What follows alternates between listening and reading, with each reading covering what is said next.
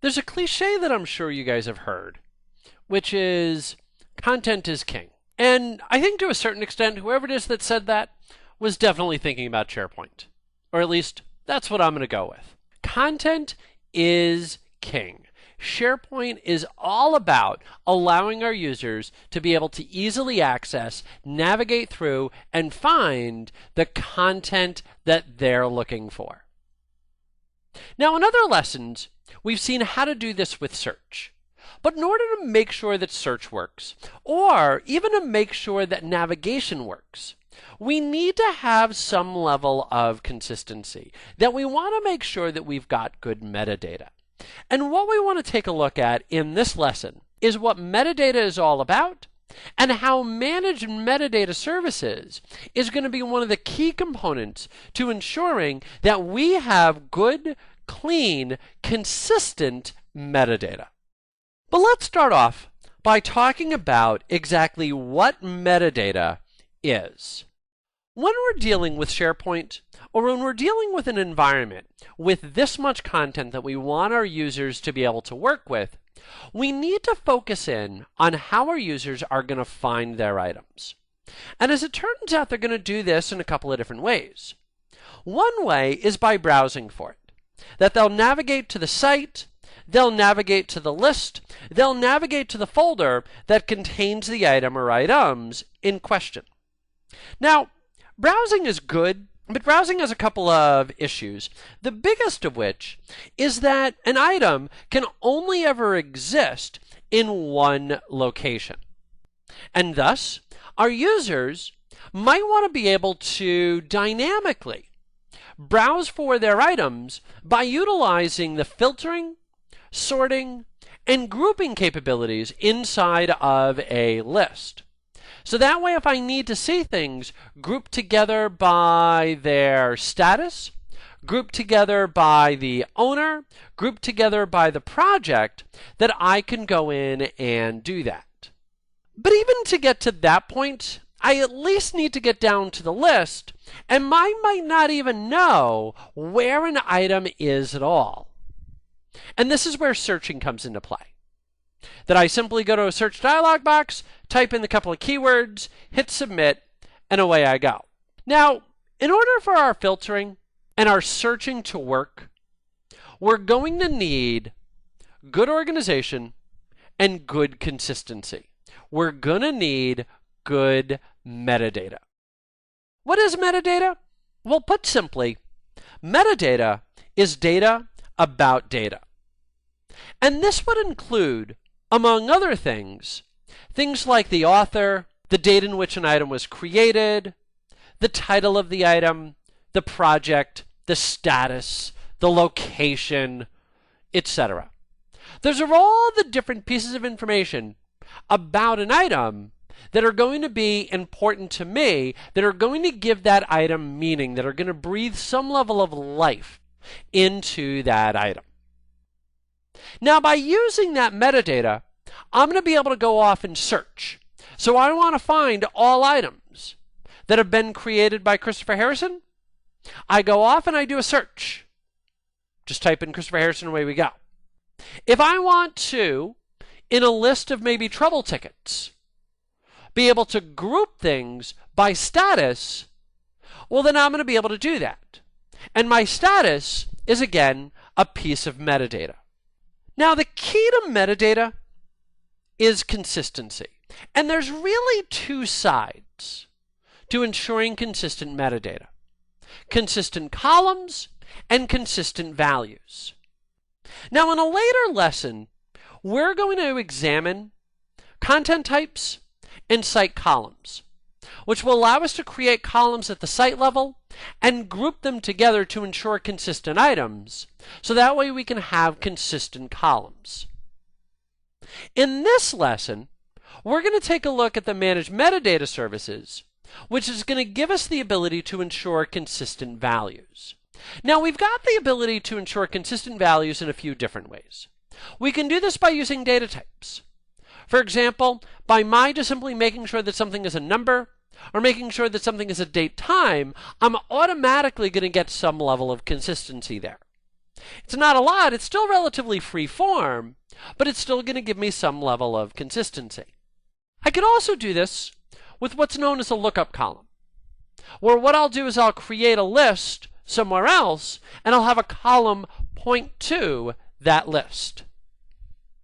The catch, however, with a lookup column is that traditionally, that list is going to need to be inside the same site that we're going to be looking up inside of.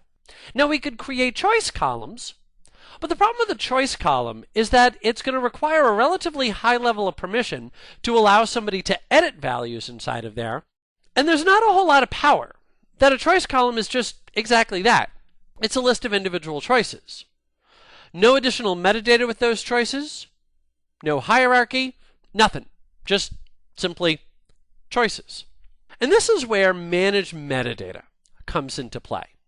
Now, what we're going to see with managed metadata is that we're going to be able to centralize this, we're going to be able to set up a hierarchy, and we're also going to be able to delegate control. Now, the advantages that our managed metadata brings to the table, number one, is that it's going to be centralized. That managed metadata is a service application, and a service application, by the way, that could be published out to the entire enterprise. So that way we can have an enterprise set of values that could be used. In addition, we also have the ability to utilize a little feature called a content type hub.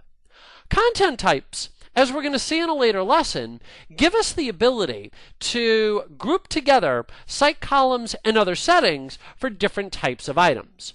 So that way, if I want to ensure that all time off requests, regardless of the site that they happen to be in, are going to be the same, I can do that with a content type and make sure that all of them are going to be the same by publishing it out through my content type hub. Now, managed metadata is also going to give us the ability to set up a taxonomy, which is going to be structured data, where we're going to be in control over the values that you're allowed to choose. And it will also give us a folksonomy, which is going to be free form metadata, and it's going to do that through keywords. Let's take a look at this mystical, magical service that is managed metadata. The first big thing that we want to highlight about managed metadata is its folksonomy capabilities. Folksonomy capabilities are implemented through keywords. Now, the whole thing about a folksonomy is that a folksonomy is where I want to allow my users to add metadata as they see fit. But the problem with the traditional way that we're going to do this, which is just by giving our users a text box, is that that's a bit too freeform, because it allows my users to type in anything that they might want and doesn't give me any level of consistency. So keywords sort of give me a nice happy medium. My user's still able to type in whatever it is they might want, but what's going to happen is that the user's going to see a slightly different interface. And it's an interface that's going to do an autocomplete.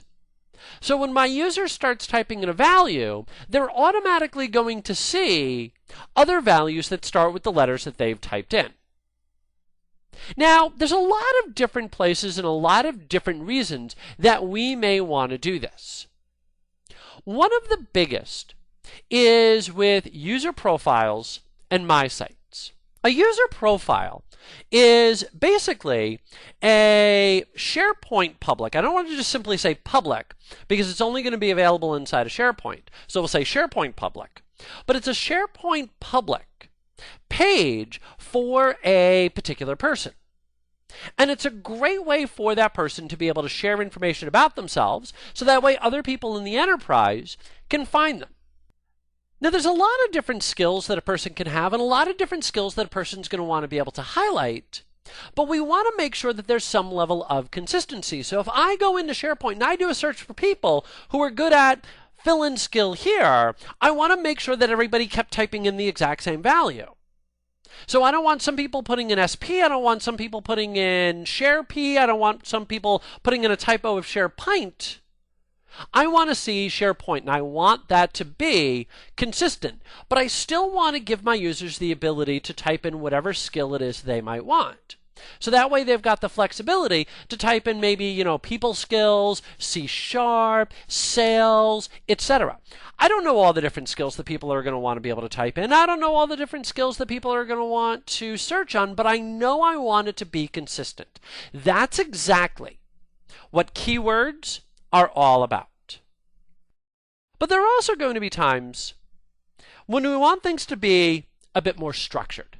And this is where taxonomy comes into play.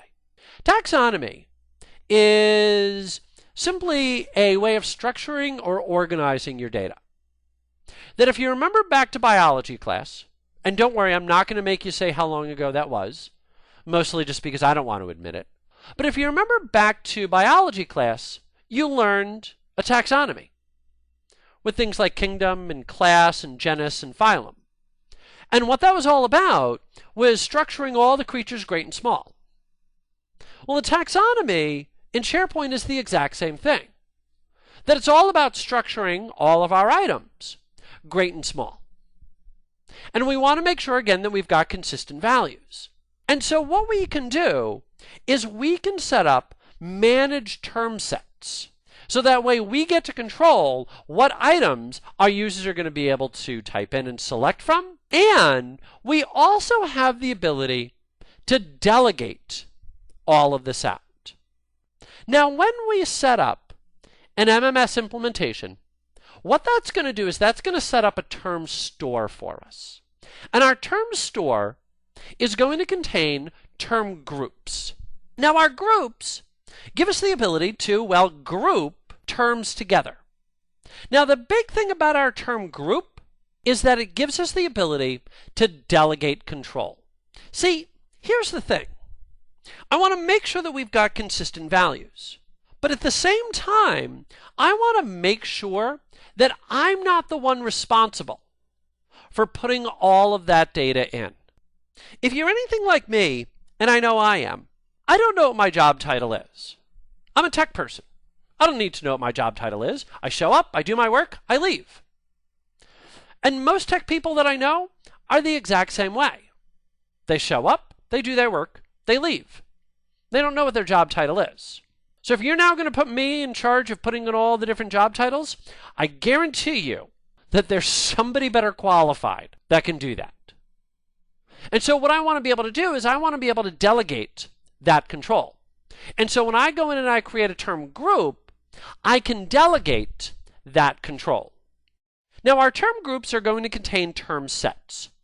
And a term set is going to be a group of terms. Now, a term set is very similar to a column.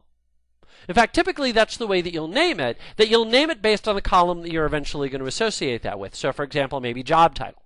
And then inside of there, I'll have my hierarchy of all of my individual terms. Now, at each one of those levels, I can assign different properties. So, for example, when I create a term group, then what I'm going to be able to do is specify a group name and a description, managers and contributors. Now, managers will be able to contribute values, meaning they'll be able to add, delete, manage them, and they'll also be able to choose contributors. Contributors will simply be able to manage items. They won't be able to choose other contributors, but they'll be able to manage items. Now, if we go one step down, we have a term set. Now, on our term set, we're going to have a name and a description as well. But then we're also going to have official sounding properties, like our owner, our contact, and our stakeholder. Owner, contact, and stakeholder are 100% informational only. That if I make you an owner, if I make you a contact, that does not give you any level of permissions whatsoever to that term set. In addition, on a term set, I can choose a submission policy, open or closed, where open would actually allow end users to add in values as well. Typically, you're going to want closed, but if you do want to open this up, you have that capability. Now, you're also going to notice at the term set level that we can add in some custom properties, which will allow us to add metadata to the term set. But we also get to specify a couple of cool little features on intended use. One thing is whether or not it's going to be available for tagging, whether or not it's going to be available for our users to be able to actually set those terms as metadata for items. And then beyond that, we can also choose whether or not we want to use that term set for navigation, which gives us the ability to manage our navigation and all of our links for a particular site from inside of managed metadata, something which we're going to take a look at in a later lesson. It's a really cool little feature. And then eventually we can get in and create our terms. When we create our terms, we can choose whether or not it's available for tagging. So for example, one of the things that I might do is I might create a job title, which is actually exactly what I'm going to do for my demo, and then set up my first level hierarchy as the department, and then the second level as the actual job title. Well, I don't want you to use the department to tag. I want you to use the job title, that the department is just simply there to help set up my hierarchy. So what I could do is I could take away the tagging, so I can't say that you work in human resources, because that's not what I'm looking for. I'm looking for what your title is in human resources. So you're a recruiter. You're not human resources. We can also choose the language that we're talking about. We can specify a description, and then we can add in what we want the label and other labels or aliases to be for that term. Okay. With all that, what do you say we get in and actually take a look at all this? So what I'm going to do is I'm going to fire up Central Administration. Now, this is a service application, so I'm going to hit Service Applications, and I'm going to hit New, and I'm going to go to Manage Metadata Service. And I'm going to give this a name very creatively of Manage Metadata Services, and we'll set up a database of SharePoint Manage Metadata, and I'm going to need to use my existing application pool. And then down below, it's going to ask about our content type hub. I'm going to come back to that in a later lesson. So I'm just going to leave that the way that it is for right now, and I'm just simply going to click OK. Okay, now after setting up my managed metadata, I am going to need to start the service. So I'll go to System Settings, Manage Services, and there's our managed metadata, and we just need to make sure that that is started.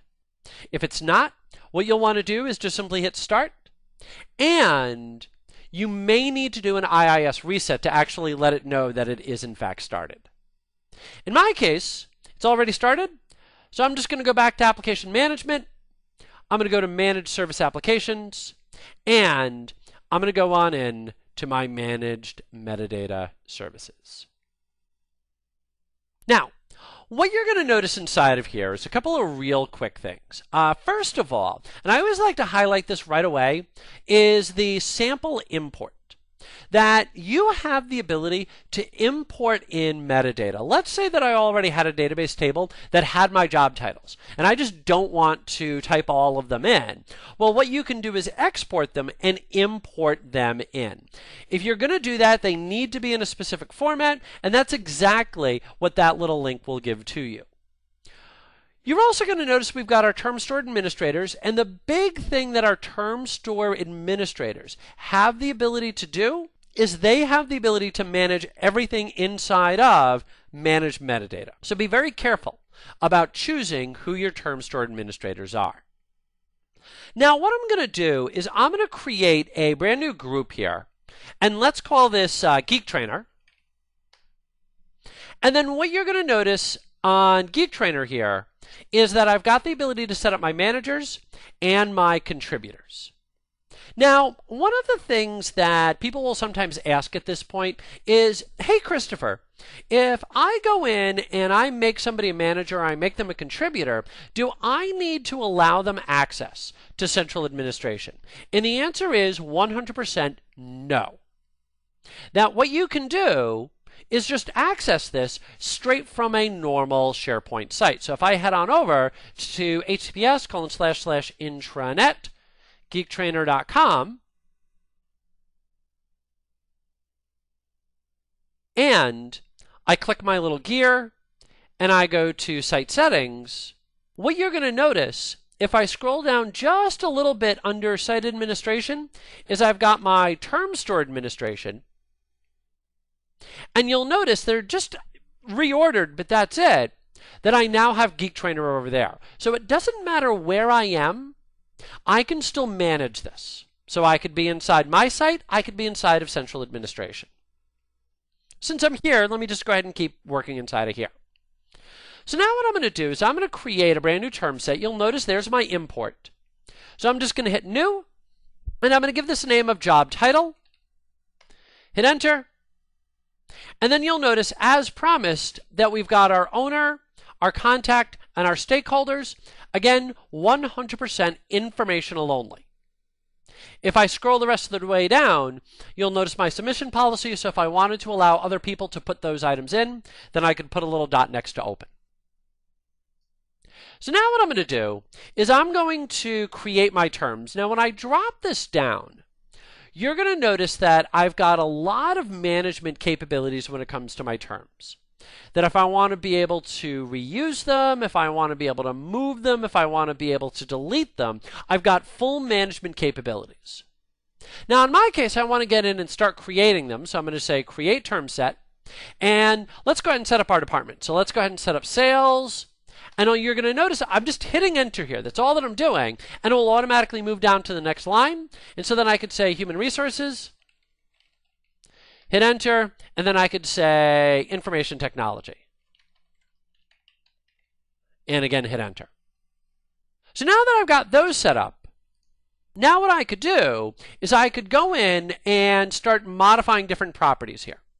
So for example, if I didn't want them to be available for tagging, then all I have to do is take the check away.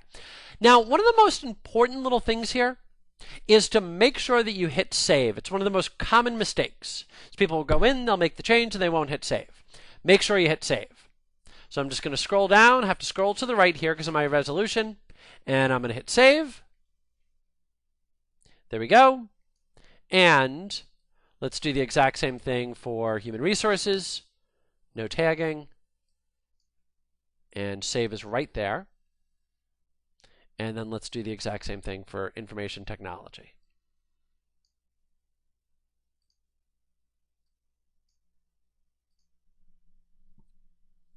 Okay. So now that I've got that set up, let me go ahead and add in some job titles here. So let's say for information technology, let's go ahead and create a brand new term. And let's say help desk technician. And let's say administrator. And let's say code monkey. There we go. Now, what we could also do is go back to these terms and add in other labels or aliases as well. So for example, along with code monkey, maybe I could go in and say developer. We'll go ahead and say developer. We'll scroll down, and we'll hit save. Cool. Now, what we've seen up until this point is all the behind-the-scenes stuff. This is how we're going to set up our managed metadata environment. This is going to ensure our consistent values. In a later lesson, we're going to go in and take a look at how to create columns that can use all of those values that we've set up, as well as be able to set up our navigation inside of managed metadata as well. There's how to set up our managed metadata. I'll see you in the next lesson.